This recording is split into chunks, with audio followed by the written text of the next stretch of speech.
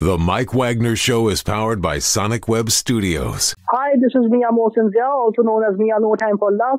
Check out my latest book, Missing, available in print and ebook formats on Amazon. It's now time for the Mike Wagner Show, powered by Sonic Web Studios and sponsored by international award-winning author Mia Mosinzia of Missing. The Mike Wagner Show can be heard on over 40 podcast platforms, as well as HamiltonRadio.net, Diamonds FM, and the MikeWagnerShow.com. We can be heard in over 100 countries, featuring over 1,000 well-known and amazing guests throughout the globe. And named one of the top 100 global podcasts in the New York Weekly Times, Hollywood Entertainment News, Los Angeles Weekly Times, Apple, and Chartable. So sit back and relax and enjoy another great episode of the award-winning Mike Wagner Show.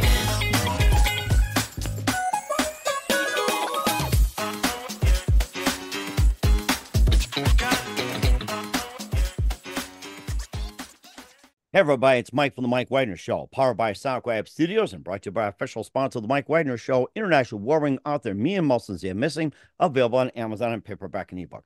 We're here with a terrific lady who's the unrivaled Nora Ephron of South Asian storytelling. And what is Nora Ephron? We'll find out more about that.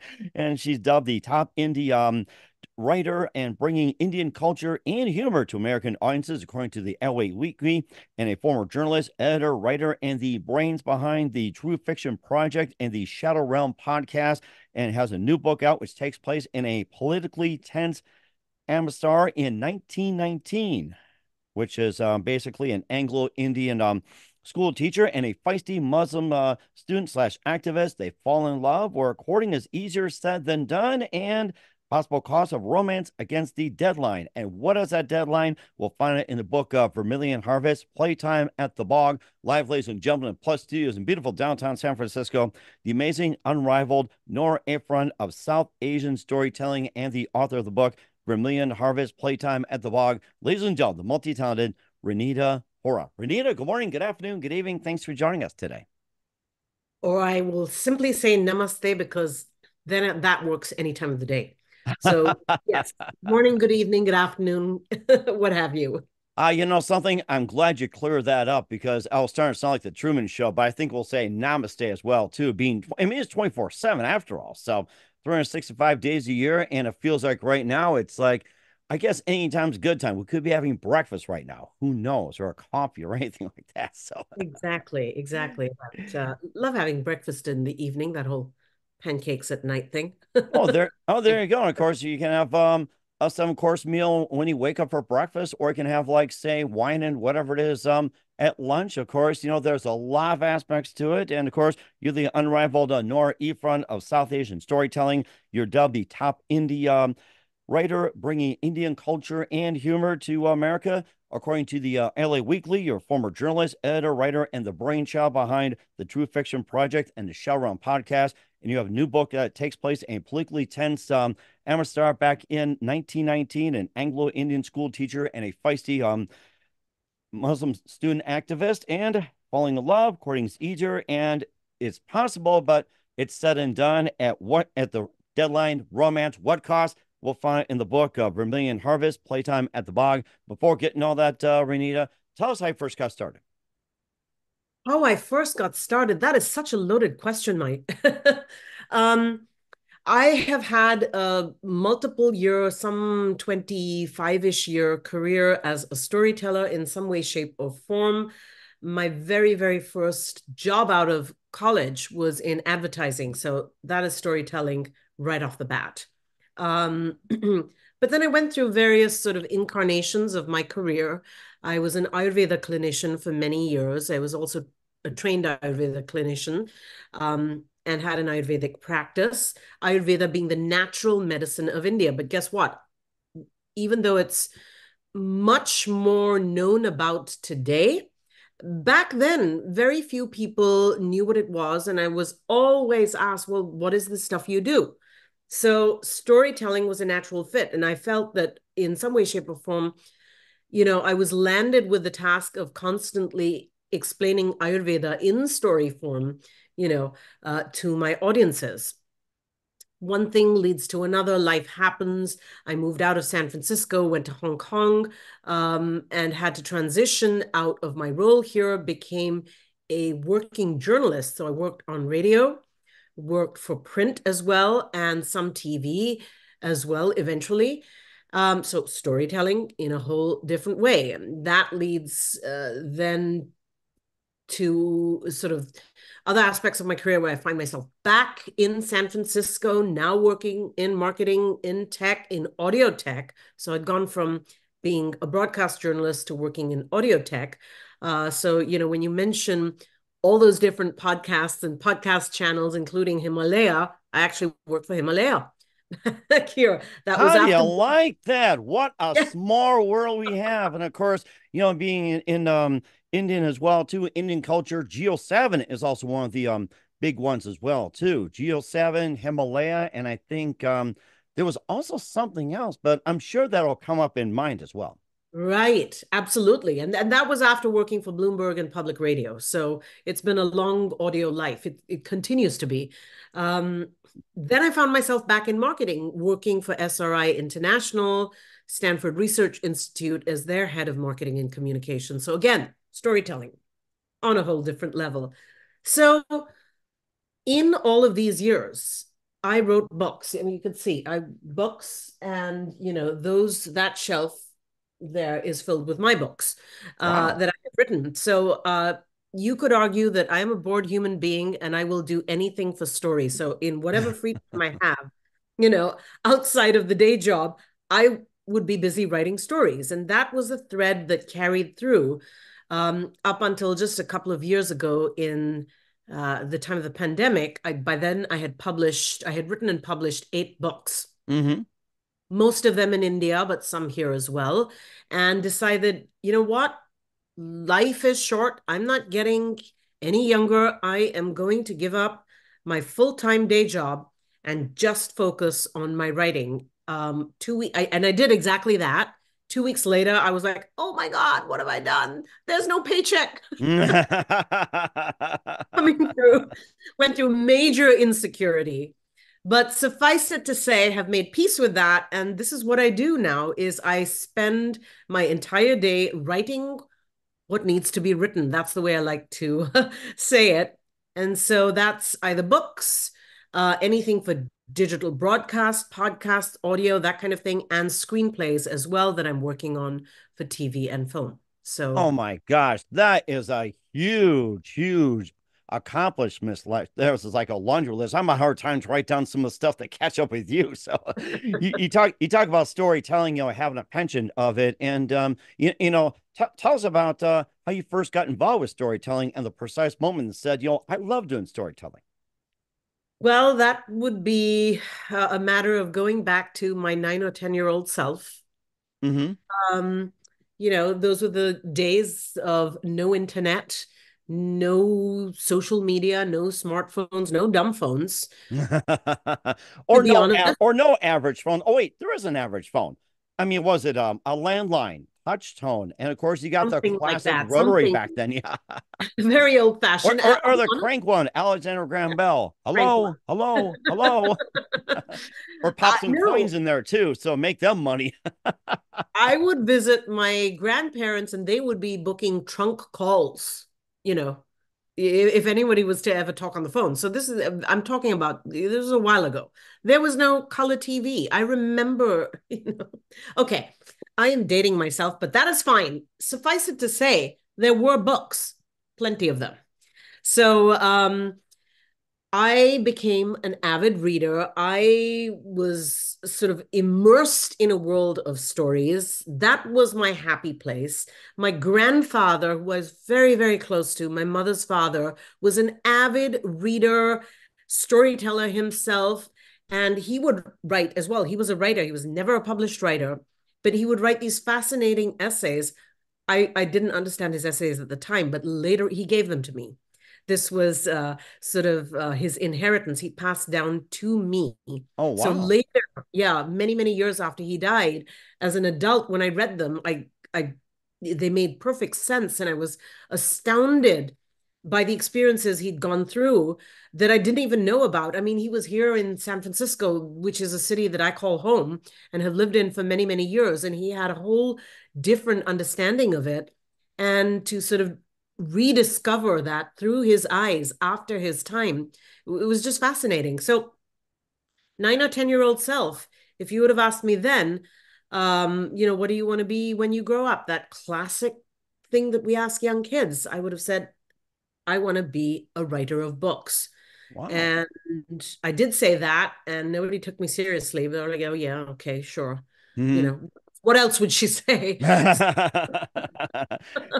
It made me think about that. I've talked to some people and talking about careers and everything. It seemed to happen around the third, fourth, or fifth grade. And we first make that indication that a very good portion of the time, it does come true, it seems. Yep. Yeah, you might be right. Because I think that, as kids, we have a gut instinct, and which is very valid. It's very on point, but somehow life gets in the way and we lose that, get involved in other things and things that you think you should be doing or that you're supposed to do, or the influences from whoever, family, friends, community, whatever it might be. And that gut instinct of your true self, if you will, that you knew somehow gets lost. Hopefully Right, yeah. rediscovered. Right. And of course, social media can make that easier, or that can make it difficult as well, too. And of course, you have the libraries, you have books, periodicals, even microfiche can help you discover what you are, even papers, checklists, everything, or even attending classes, sit down one-on-one with a counselor and all that. And of course, and it wasn't Zoom at all. It was just face to face. I mean, it's easier back then, but it was also, I think back then too, it's like you had a really good idea of what you wanted to do. Absolutely. Absolutely. Yeah. I couldn't agree with you more. And certainly did as well too. And who are some of your favorite authors, writers, and some of your favorite books growing up? Oh my goodness. I mean, we could go on all day. We've got time. It's perfectly okay. I mean, the show is about you, not me. I don't do a show. It's about you. So fire away. Well, I have to say that on the humor side, there are three that I'm going to point to. One, of course, is Nora Ephron, who you mentioned right at the beginning. She wrote, I think she's best known for being the writer of screenplays like, Sleepless in Seattle. I love that movie. Yes, your classic rom-com. And that was after those came after, like later on in her career. Earlier on, she was a magazine writer. She's written some wonderful essays, all very funny, very humorous, and very, her perspective is so distinctly female, which is what I love. Because the other two humor writers that I absolutely love, one of them is Dave Sedaris. David Sedaris, he is, I would put him on a pedestal and worship him. He is just so funny, so on point, can take something that's absolutely ordinary and nothing and just turn it into a hilarious anecdote. It's all perspective, point of view. And when I was a child, we would read books by Gerald Durrell. Never known exactly how to pronounce it. Gerald Durrell or Durrell. Somewhere along those lines. A British author, and he wrote these. He was also he was a botanist, and he was an animal lover. I think more than a botanist, he was an animal lover, but I think he was a bit of both. So he would write these books, My Family and Other Animals, Birds, Beasts, and Relatives. And they would be a very, very deep study of the wildlife, mostly flora as well as fauna, but mostly fauna of the Greek islands where he lived as a young child. And also a very deep and funny, hilarious observation of his family, their antics, their shenanigans. So hence titles, My Family and Other Animals, Birds, Beasts, and Relatives. And again, humor writer. So it was, he was, I think, the earliest influence, when it comes to humor. So just fast forward many years, my book, Operation Mom, My Plan to Get My Mom a Life and a Man, that was released in 2022. And it has done really well. It's young adult rom-com. It's so kind of tonally, it's Nora Ephron style meets, I would say, David Sedaris or generaldyer, some combination of those three. Uh-huh. And it won a bunch of awards, but the awards that I'm most proud of or happy about are the humor awards, you know, because that's where I really wanted to be with these influences. How do you like that? You keep mentioning about rom-com and having those influences, having a storyline. And how did you get first attracted to the rom-com? That is such a great question. I don't know that I was well, okay. Let me think about that. I don't know that I was attracted to the rom-com as much as the com. So more of com than rom. Mm-hmm. Which is what one reviewer actually said about my book, Operation Mom. And I would tend to agree because I don't think of it so much as a rom-com as a mother and daughter, dysfunctional mother and daughter comedy. Mm-hmm. Set in contemporary Mumbai and sort of everything going wrong, if you will. But it is a rom-com. It is a romance, let's just say. And it won a bunch of romance awards. Mm-hmm. Nora Ephron, as I mentioned earlier, has been very, very inspiring when it comes to the idea of a rom-com. But my stories are a little bit different in that they all reflect the South Asian experience. So my characters, my themes, my settings are all reflective of the South Asian experience, whether that is the experience of the South Asian within the borders of South India, I should say, whether that is the experience of the South Asian within the borders of India, or whether that is the experience of the South Asian, let's say here in America or in the West. Yeah. Okay. So one thing that I noted was that in India, we don't do comedy well, or recently there's been some pretty good stuff, but when I was growing up, not so much. You know, it tended to be very on the nose or very slapstick. So the rom-com was kind of rom, but not so much com. or com-rom, you can flip it over. So com-rom. Exactly, com-rom. You could, I guess you could. So I sort of, that got me interested in this idea. And, you know, I decided to delve down that path.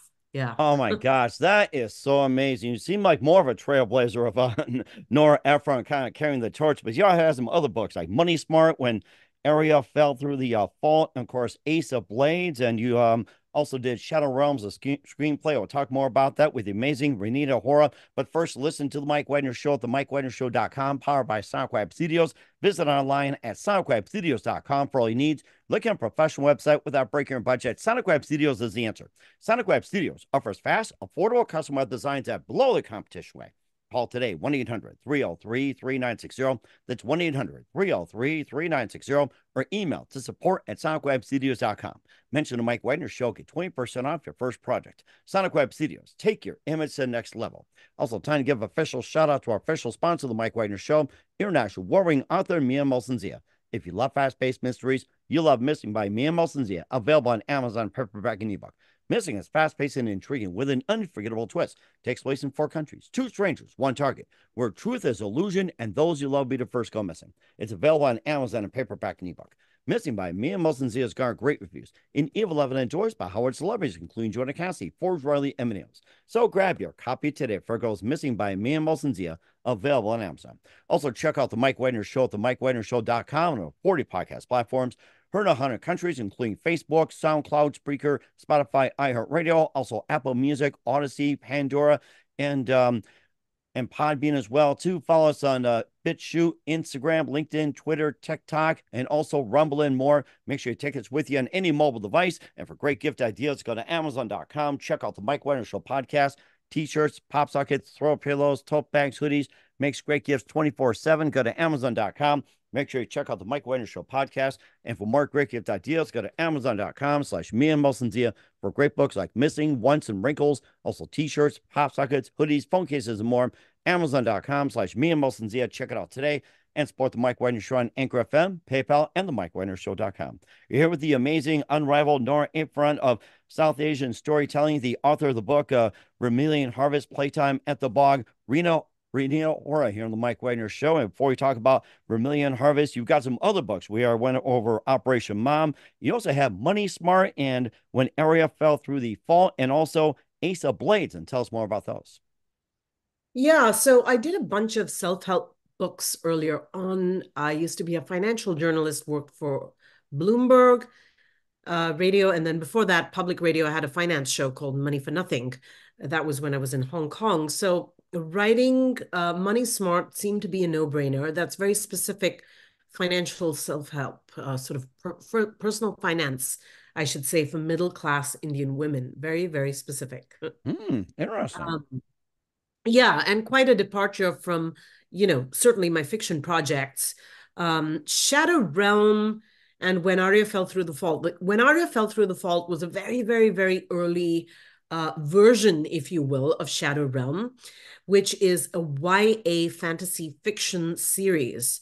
This is an interesting one because it is about a boy in San Francisco who struggles with demons of anger and insecurity and anything to do with his ethnicity.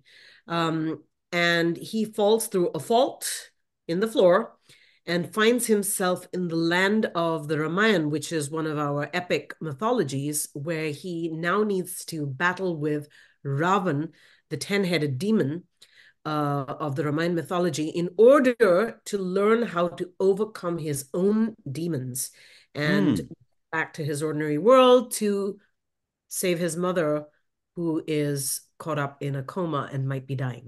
So, wow.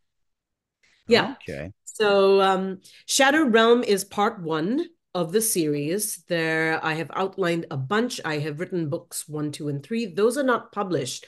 What is published, however, is my podcast, my narrative fiction podcast, which is essentially the audio version of that story. So season 1 and season 2 are essentially book 1 and the first half of book 2 of Shadow Realm and the Arya Chronicles series. So that's a bit of an exciting project because like I said, the book series has not yet been published, but the screenplay has been optioned and an audio version is already out. So the story is evolving on different platforms, which is very, very exciting. It's technically an audio first at this point, which is also very exciting. Nice. Okay.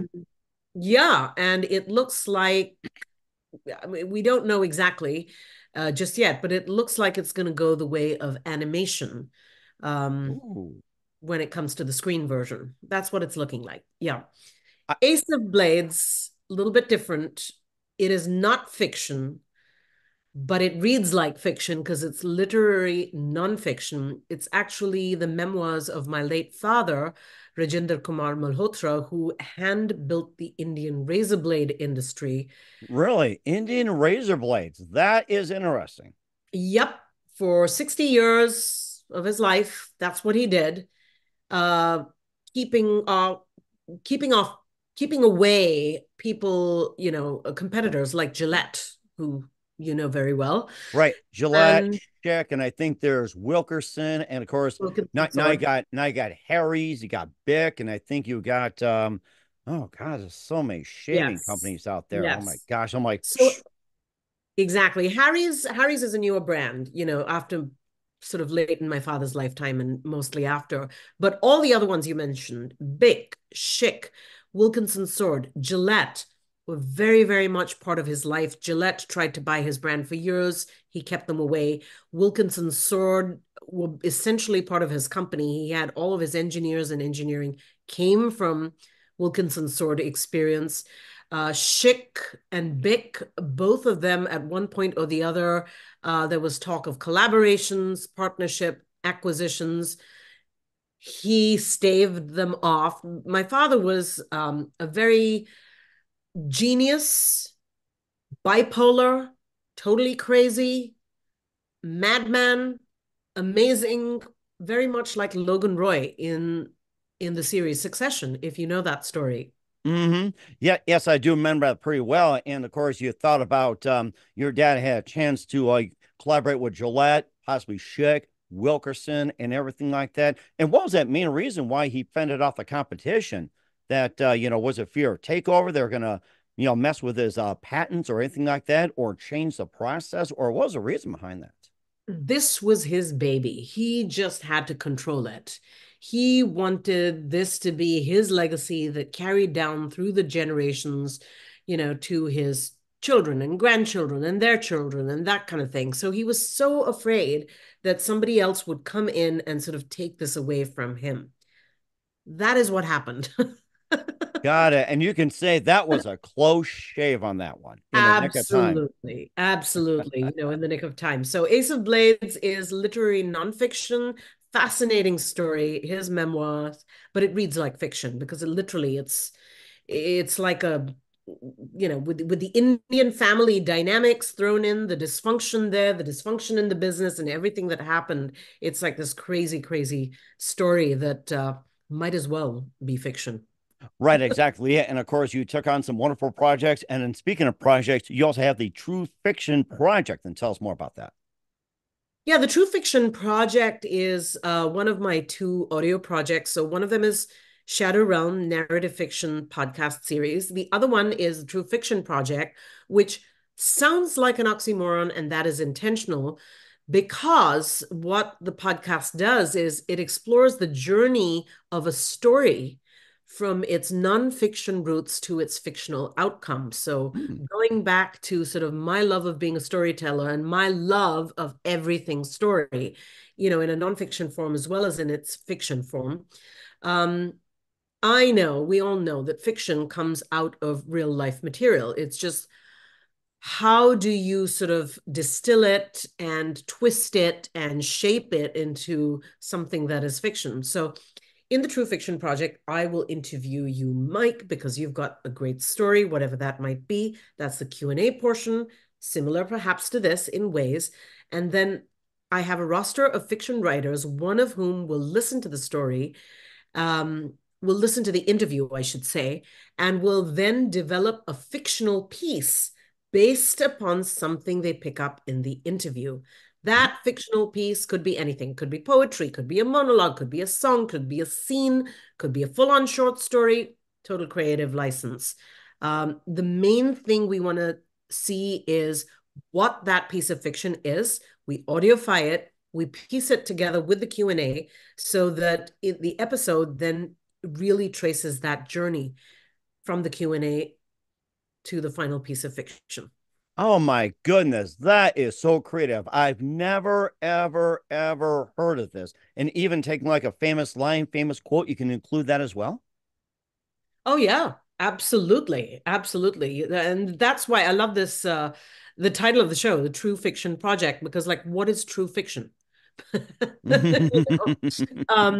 cannot take credit for the title. My producer came up with it. She said, well, what you do is you have this nonfiction life and you've got this fiction life, and you've got to marry the two together, because really that is the truth, and that is true fiction, and that is truly where fiction comes from. So yeah, Tracy gets full credit for that. And certainly he did as well too. And of course, you're taking this to a whole new level. Is it fiction or nonfiction with Vermillionharvest, Playtime at the Bagh? We'll find out 1 minute with Reenita Hora. You listen to the Mike Wagner Show at the MikeWagnerShow.com, powered by Sonic Web Studios, and brought to you by official sponsor of the Mike Wagner Show, international warring author Mia Mosesia Missing. We'll be back with author Reenita Hora of Vermillionharvest after this time out. The Mike Wagner Show is powered by Sonic Web Studios. If you're looking to start or upgrade your online presence, visit www.sonicwebstudios.com for all of your online needs. Call 1-800-303-3960 or visit us online at www.sonicwebstudios.com to get started today. Mention the Mike Wagner Show and get 20% off your project. Sonic Web Studios. Take your image to the next level. Hey everybody, my name is Forbes Riley, and I'm an American actress and a TV host.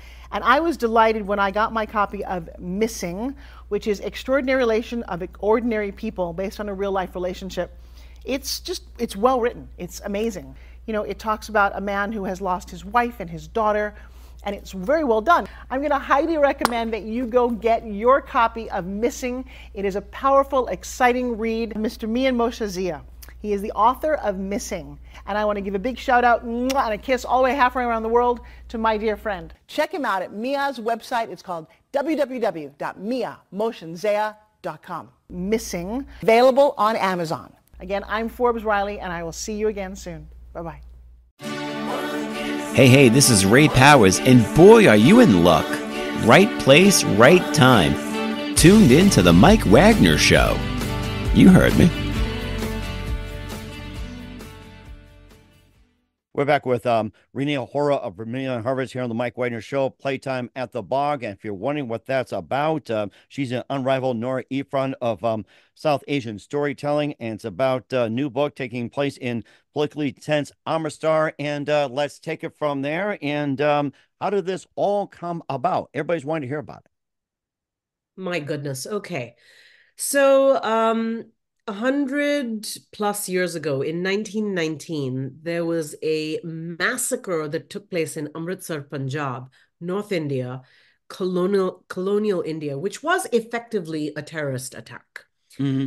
Because there were a bunch of people who were gathered together at the Bagh, Jallianwallahbagh, which is a village green, let's say, essentially a walled enclosure, and there were people gathered there for the Harvest Festival, which takes place every year on April 13th.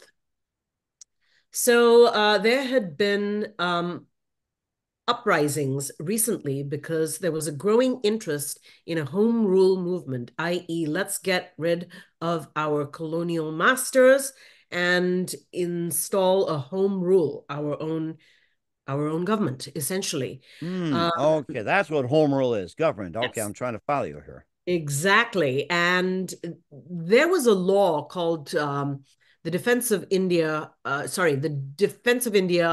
Act, which was based on a law from World War I, which had just taken place, a few years before that, which restricted freedom of speech and movement. So anything that you said, I said, the next person said, that could be considered a threat to the British government, I could be imprisoned for. You could be imprisoned for. Oh my goodness. So, preventative detention.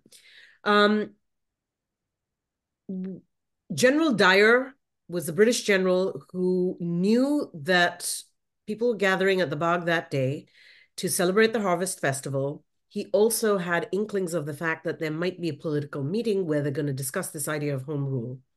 He came in actually from another town, Jalandhar.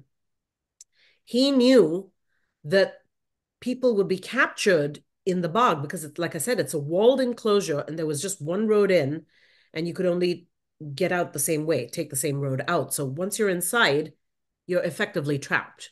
So, oh my gosh, it almost sounds like a Roach Motel. You can check in, but you can't check out, or Hotel California. Correct. Oh my gosh. Absolutely. So what he does is when the political meeting is in full swing and, people have been gathered there for several hours that day, there's a cattle fair, Harvest Festival. He goes in with his troops, shoots at sight without warning.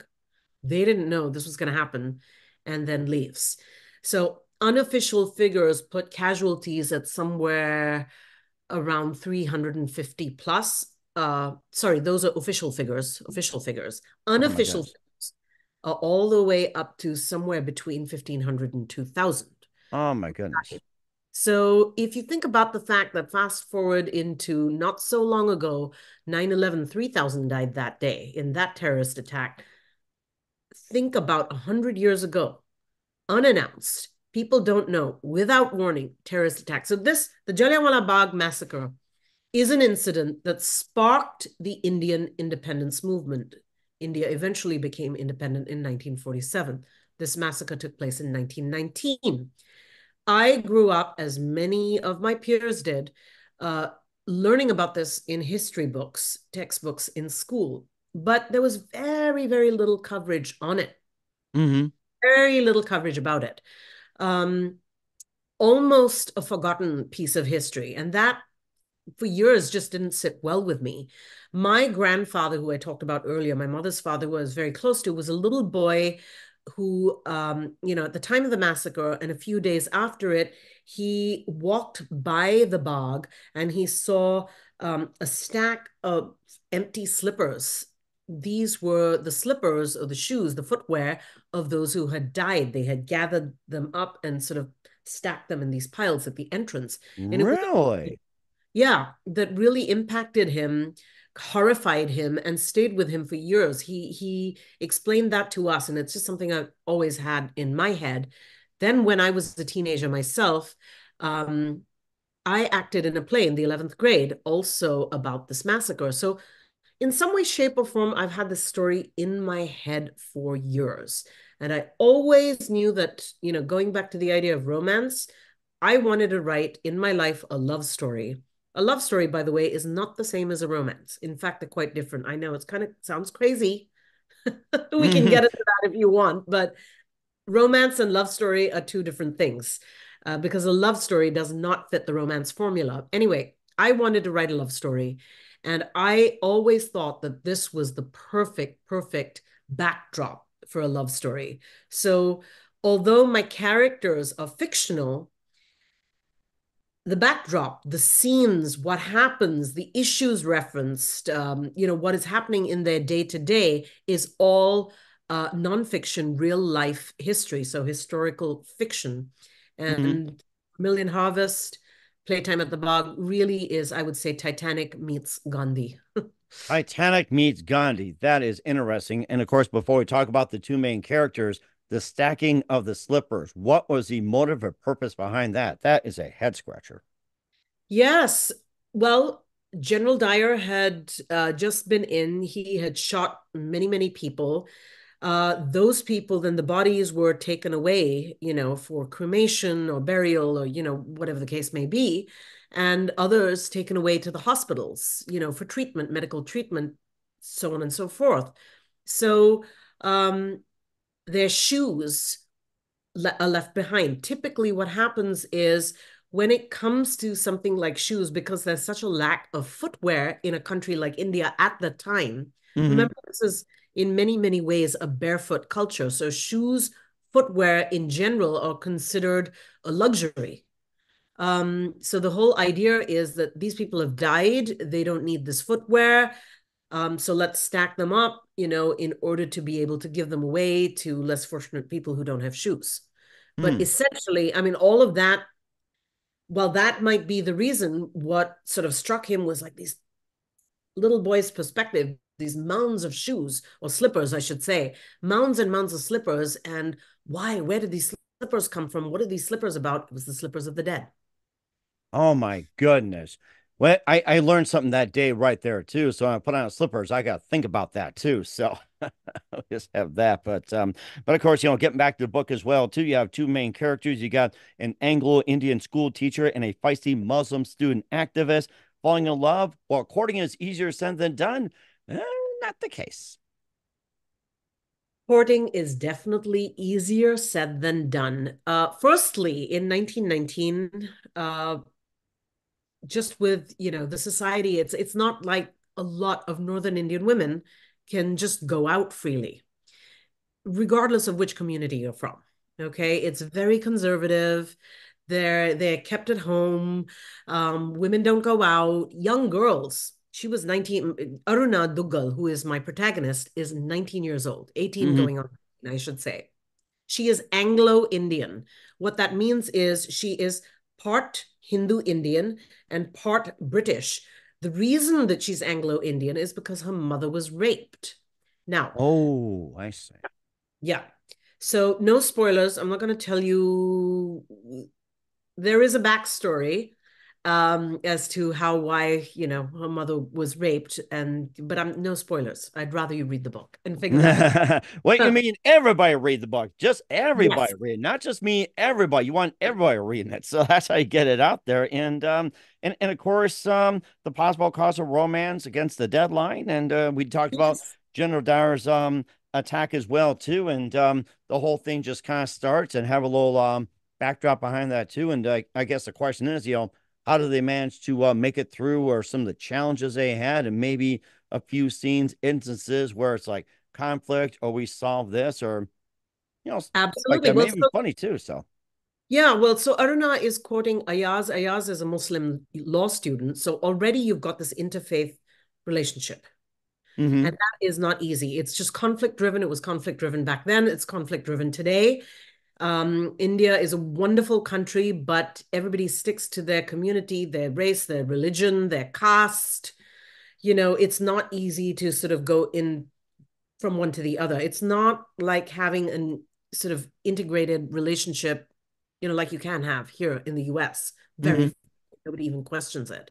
In India, that's not the case, certainly not 100 years ago. So Ayaz and Aruna, for them to openly court is always going to raise eyebrows. So she's very conscious of this because people already raise eyebrows at her because she's Anglo-Indian. Neither does she fit into the local Indian community. Neither does she fit into the British community. The Anglo-Indians had this interesting place because in the eyes of the British, they were better than the Indians. So they were given jobs that the British rulers felt were too good for the Indians, but jobs, that they themselves didn't want to deal with. So, for example, working for the post office, working for the railways, being a teacher at school, etc. And this was very much reserved for Anglo-Indians. But so Aruna already faces this and she's a school teacher. So she faces the disparaging eyes. And then when the Home Rule movement and the unrest sets in, people who she's had relationships with, the rickshawwala, the tongawala, who horse and cart guy who takes her to school every day, all of a sudden sees her as, a problem because she has British blood running through her veins. And he just says, you're never allowed in my rickshaw, in my Tonga ever again. So there's a lot of conflict. There's a lot of difficulty. They cannot court openly.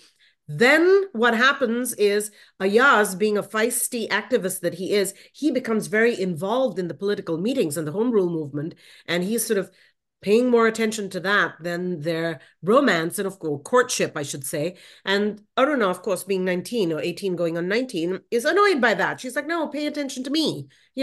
We're supposed to be young and in love and get married and run away to Bombay, which is, the free city. And she then gets wind of the fact that General Dyer is coming to town. He's going to issue a curfew, but he hasn't announced it, so nobody really knows about it. And she's got to find Ayaz to stop him from having that political meeting. And that's why she's hell-bent on getting to the bog to warn him, but right, yeah. And of course the main challenge is you got to get there before the bomb goes off, you could pretty much say. So that's the whole bottom line. And to find out more about it, where can people find your book at? My book will be available in July. It releases on July 15th. Pre-orders go live on July 1st. It will be available wherever you can buy books. Barnes & Nobles, Amazon.com, your local independent bookstore. In fact, if it's not in your local independent bookstore, if you go in and request it, then they will order it in for you. So I really hope you do that. And I really hope that you reach out to me to tell me what you think about it. I'd love to hear. All right, we'll certainly do that well with author Reenita Hora of Vermillionharvest, Playtime at the Bog here on the Mike Wagner Show. Just a few more things. Reenita, what else can we expect in 2024 and beyond? Oh, my gosh. Well, my YA fantasy fiction series, Shadowrealm, which I had mentioned earlier, that book series and the film or TV version of that, whichever way it's going to go. That's something I'm working on. But this year, Aceofblades is due to be released either, I think, later this year. Might be early next. I'm not exactly sure of the timeline. And then I've got a couple of very young kids' picture books coming out. One is called Rangoli of Hope, and that is a sort of Elves and the Shoemaker type story about the Diwali holiday. And the other one is called Sundri and Mundri's Lohri Adventure, which is Lohri is a North Indian winter harvest festival. And again, a fictional picture book based upon the Lohri. Oh, that's certainly amazing. We're certainly looking forward to it, Reenita. And who do you consider biggest influence in your career? My gosh, Mike, that is such a loaded question. I would say Aaron Sorkin, Dave Sedaris,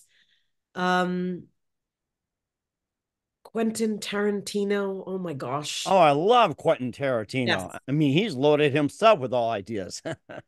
Such amazing storytellers with wonderful ideas, amazing ways to dive into history. Speaking of historical fiction, but real, I mean, truly fiction, right? Let's twist history. Let's make you ask these questions. Let's challenge you to think about history in a way that you hadn't before. That's what I love about these storytellers. Mm-hmm. And certainly indeed. And I have to check out one of those movies again or watch Pulp Fiction again, and some of the others. So that made me think too. And what's the best advice you can give to anybody at this point?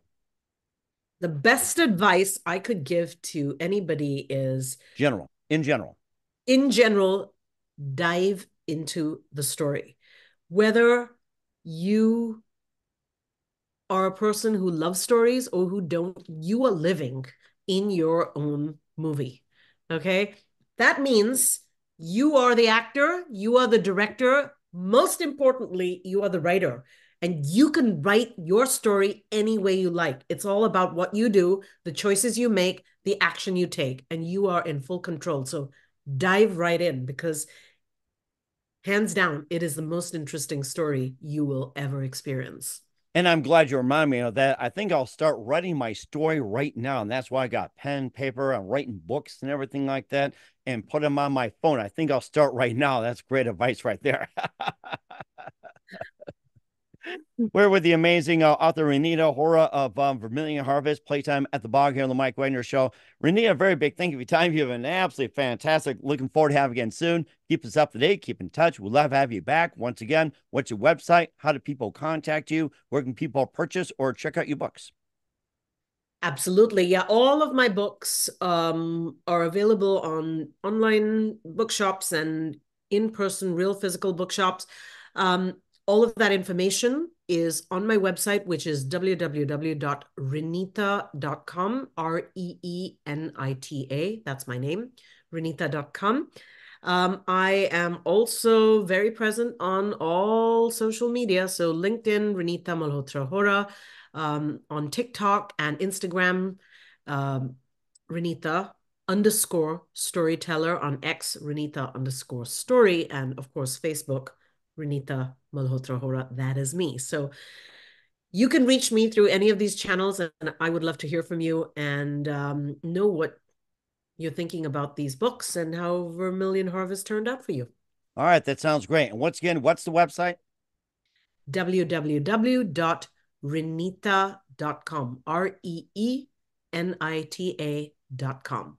We'll certainly check that out. Once again, Reenita, a very big thank you for your time. You've been absolutely amazing. Looking forward to having you again soon. Keep us up to date. Keep in touch. We'd love to have you back. We wish you all the best. Reenita, you definitely have a great future ahead of you. Thank you so much, Mike. I appreciate it. The Mike Wagner Show is powered by Sonic Web Studios. If you're looking to start or upgrade your online presence, visit www.sonicwebstudios.com for all of your online needs. Call 1-800-303-3960 or visit us online at www.sonicwebstudios.com to get started today. Mention the Mike Wagner Show and get 20% off your project. Sonic Web Studios. Take your image to the next level. Hey everybody, my name is Forbes Riley, and I'm an American actress and a TV host. And I was delighted when I got my copy of Missing, which is Extraordinary Relation of Ordinary People based on a real life relationship. It's well written. It's amazing.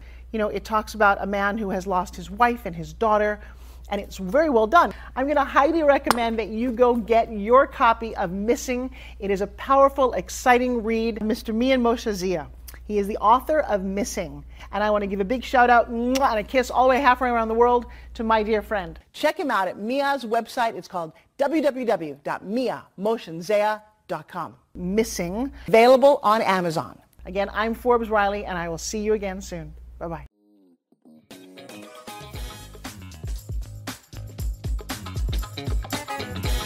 Thanks for listening to The Mike Wagner Show.